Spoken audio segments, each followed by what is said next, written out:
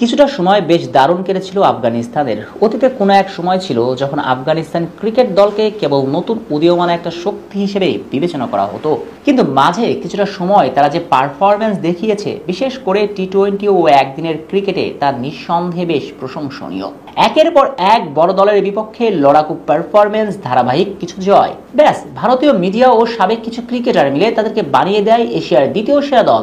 একে তো পাকিস্তানের সাথে তাদের ঝামেলা, অন্যদিকে আফগানদের সাথে তাদের বন্ধুত্ব, সব মিলিয়ে এমন দারুণ পরিস্থিতিতে তাদেরকে দ্বিতীয় সেরা দল বলে যে খোঁচাটা পাকিস্তানকে দেওয়া হয়েছে, সেটা বলার একেবারে অপেক্ষা রাখে না। আর এই বিষয়টা সবচেয়ে বেশি আঘাত করে পাকিস্তানকে। তাই তো এশিয়া কাপকে সামনে রেখে এই কথিত দ্বিতীয় সেরা দলের সাথেই খেলতে নামে পাকিস্তান, সাথে আরো ছিল আরব আমিরাত।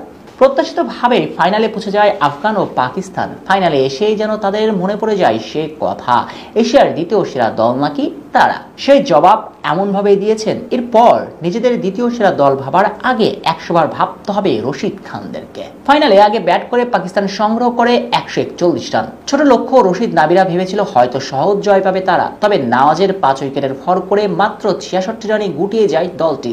ব্যাস, এশিয়ার দ্বিতীয় দলের যোগ্যতার শেষ যেন এখানেই।